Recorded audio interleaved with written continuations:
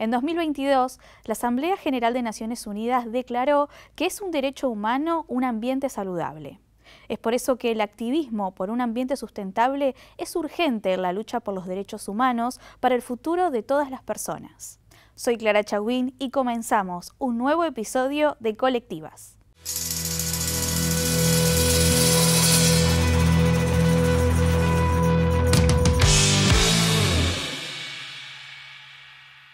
Conversamos con Belén Prado, abogada especialista en Derecho Ambiental e integrante de Vecinos por los Humedales del Río Uruguay. Bueno, Belén, en primer lugar, vos como abogada, ¿qué te llevó a especializarte específicamente en lo que es Derecho Ambiental?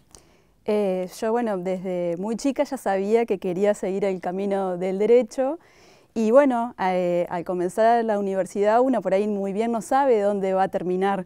De hecho, yo seguí mi camino por la rama del derecho de familia, trabajé mucho ahí, pero después, bueno, como que pude conectar distintos intereses, digamos, en lo que hace a mi vida personal con el derecho. A mí me gusta salir a remar, me gusta salir a observar aves, y ahí encontré como un punto de conexión con el derecho ambiental. Porque empecé a ver las problemáticas que se suscitaban en torno a los lugares que yo frecuentaba de modo recreativo en el kayak. Entonces como que me empecé a involucrar. Y ahí comencé primero a involucrarme a través del activismo, a través de la militancia ambiental.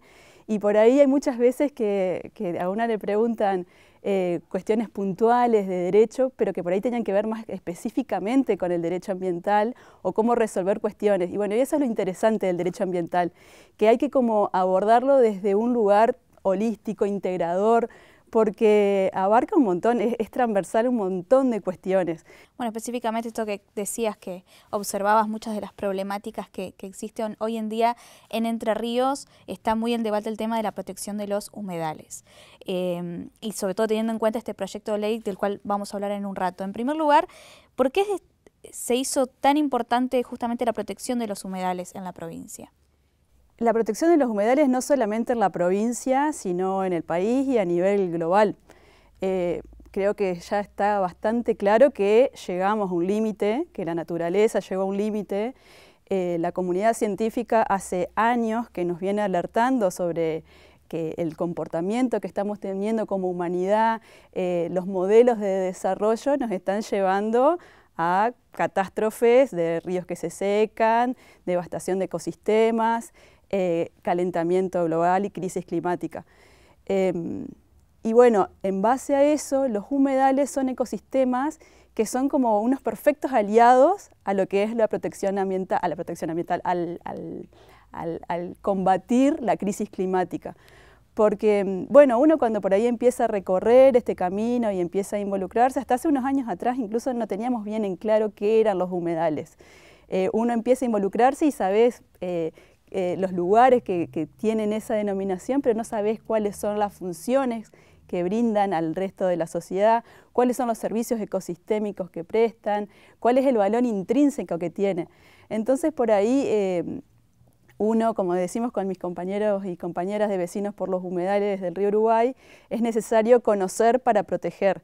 Acá viviendo en Concepción del Uruguay, el río y toda su biodiversidad nos atraviesa plenamente, lo tenemos a 5 minutos de la ciudad. Entonces, como uruguayenses no podemos decir que desconocemos las bondades y lo ricos que somos, digamos, en ese sentido.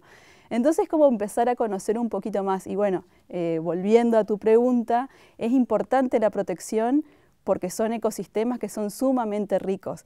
Ellos hacen las funciones que tienen es captar dióxido de carbono y convertirlo en oxígeno. Esto es clave, digamos, para todo lo que es combatir las crisis climáticas y el calentamiento global. Transforman los gases de efecto invernadero, los almacenan y nos devuelven oxígeno. Eso es uno de los servicios ecosistémicos que prestan. También son proveedores de agua dulce, de alimento, sirven de hábitat para una diversidad de especies animales. Acá en el mismo río uno sale, bueno, nosotros que salimos a remar, podés ver una vasta diversidad de aves que vienen específicamente a reproducirse y alimentarse en estos humedales. Entonces, son aliados al momento de combatir la crisis climática. Y si bien son ecosistemas que son resilientes, uno no puede sobrepasarse ni pensar que son infinitos. No, bueno, tenemos que pensar que tienen límites que debemos respetar. Por eso es necesaria la protección, porque hay muchas veces personas, desarrolladores, empresarios, que consideran que son lugares improductivos. Muchas veces se los considera, o en el imaginario colectivo está como que son lugares pantanosos, desaprovechados. Entonces, bueno, hay que ir e invertir en ese lugar. Pero en realidad lo que hacen es transformar todos, digamos, los beneficios que naturalmente nos brindan los humedales para desbastarlos, para tener rédito económico, sacar renta en base a un bien natural, un bien común que nos pertenece a toda la sociedad. Específicamente el proyecto de ley, ¿no? Primero, ¿en qué consiste este proyecto para la protección de humedales y cuál es su situación en este momento? Bueno, este proyecto viene ya trabajándose, empujándose desde el año 2012 aproximadamente, en que organizaciones socioambientales del litoral presentaron un proyecto en el Congreso de la Nación justamente para proteger los humedales, para poder identificar, para que no sucedan estas cuestiones de decir, bueno, esto podemos construir, esto podemos sembrar, porque es improductivo, sino como para poder determinar qué territorios de nuestro país son humedales.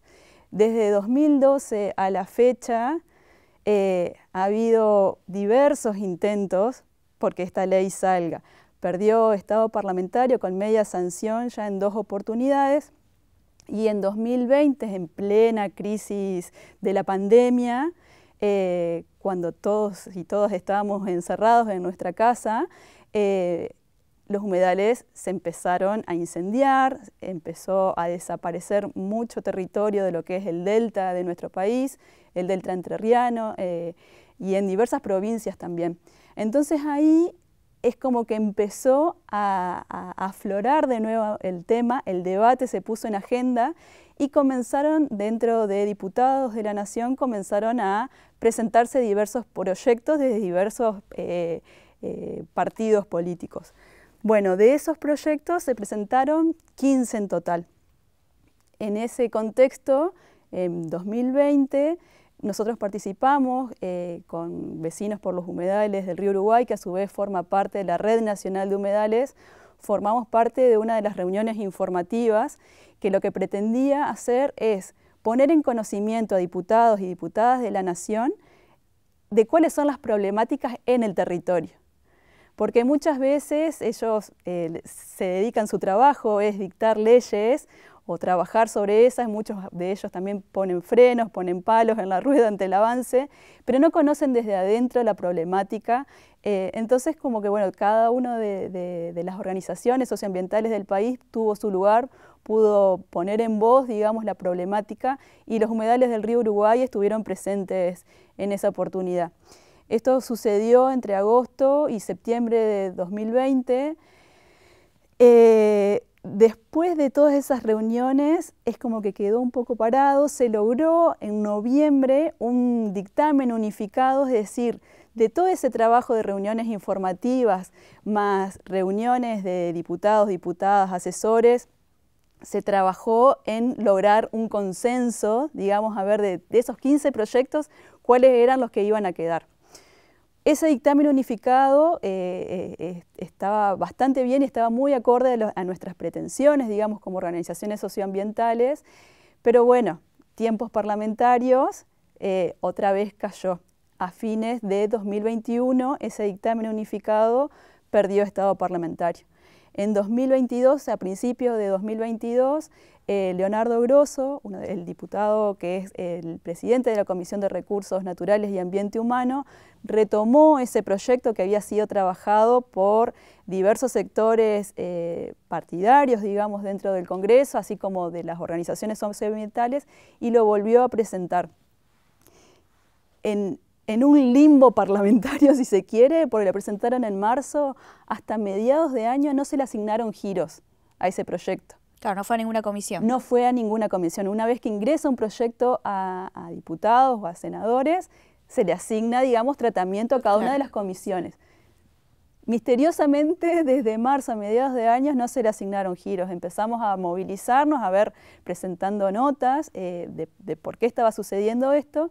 Y bueno, resulta que había proyectos también por parte del COFEMA, por parte del Ejecutivo de la Nación, en presentar otro proyecto de ley de humedales. Que este proyecto de ley de humedales no tenía la participación de las organizaciones socioambientales y este trabajo tan colectivo que había logrado el otro dictamen. Cuando nos pusimos a analizar las diferencias de los proyectos, vimos que era totalmente detractor de nuestro proyecto original. Entonces, bueno, es como que empezamos también a aunar esfuerzos, a formar estas redes de publicidad, porque muchas veces también uno dice ley de humedales, sí, todos queremos una ley de humedales. Con el tema de los incendios en el Delta, la opinión pública estuvo muy en boga en la opinión pública.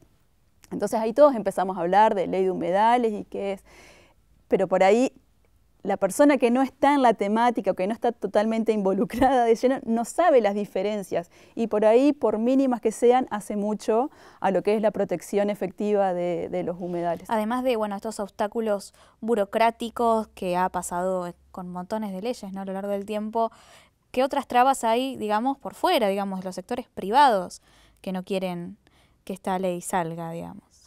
Bueno, la ley de humedales lo que hace es tocar diversos intereses, por eso es tan difícil lograr consensos y lograr que se llegue a un tratamiento en ambas cámaras del Congreso. No solamente se mete con los intereses del sector agropecuario, se mete con los intereses del sector inmobiliario, se mete con los intereses de lo que es todo el mundo de las arroceras, se mete con diversos intereses y que todos estos intereses tienen como un fuerte poder de presión, de lobby en lo que es el Congreso de la Nación. Entonces, por un lado, tenemos todo este sector que está interesado en que esos humedales sigan siendo tierra de nadie, en los que ellos puedan producir y puedan seguir capitalizando renta a través de estos bienes comunes. Y por el otro lado estamos las personas o los movimientos socioambientales que pugnamos por la defensa. Y lo que por ahí está bueno aclarar es que muchas veces se presenta como una falsa dicotomía entre lo que es el desarrollo y el ambiente. En realidad, uno por ser ambientalista no está en contra del desarrollo. Nosotros, digamos, no podemos pensar un ambientalismo que sea volver a vivir de lo que la naturaleza provee, vivir de la caza y de la pesca, porque estamos inmersos en una sociedad que ha ido avanzando, que el desarrollo es inevitable. Pero ese desarrollo tiene que encontrar límites. Tiene que encontrar límites justamente por lo que decía antes, que los bienes de la naturaleza no son infinitos, son finitos y tenemos que poder preservarlo tanto para nosotros como para las generaciones futuras. Y en ese sentido tiene mucha injerencia y hay que darle mucha importancia al trabajo de las comunidades, de los campesinos, de los pueblos indígenas, aborígenes que viven en ese lugar respetuosamente y tienen formas de poder producir en ellos y de poder beneficiarse, si se quiere, de lo que nos brinda la naturaleza de un modo amigable con el ambiente. Justamente mencionabas las comunidades originarias, comunidades campesinas, donde muchas veces quienes están en la primera línea de combate son las mujeres, quienes llevan adelante estas luchas. Y bueno, hoy en día hablar de ambiente tiene que ver con lucha con los derechos humanos y de alguna manera esto también se toca con los feminismos, ¿no? Porque hoy en día los feminismos también levantan las banderas del activismo por el ambiente. ¿Por qué crees que estas luchas están tan vinculadas entre sí? Yo creo que tanto el ambientalismo como el feminismo vinieron como a romper con paradigmas que ya estaban preimpuestos, si se quiere, y encuentran un punto de conexión en que tanto el ambientalismo como el feminismo siempre es como que se ve como a un débil, Pero bueno, se hace un paralelismo en base al territorio que es oprimido y se ha puesto al servicio del hombre para poder producir irrestrictamente pensando que es infinito los bienes que nos ofrece, y se hace un paralelismo con el cuerpo de la mujer también en un sistema patriarcal en el cual el hombre también puede disponer de ello.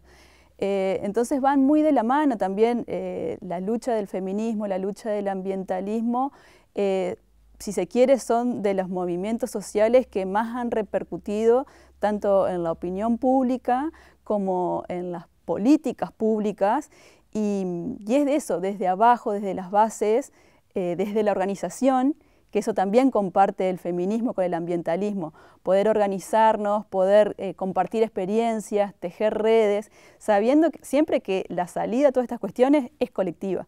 Entonces por ahí también el ambientalismo y el feminismo comparten desde ese lugar para poder incidir en las políticas públicas, ya sean de género, de ambiente, de cómo queremos vivir nuestros cuerpos, cómo queremos vivir nuestros territorios.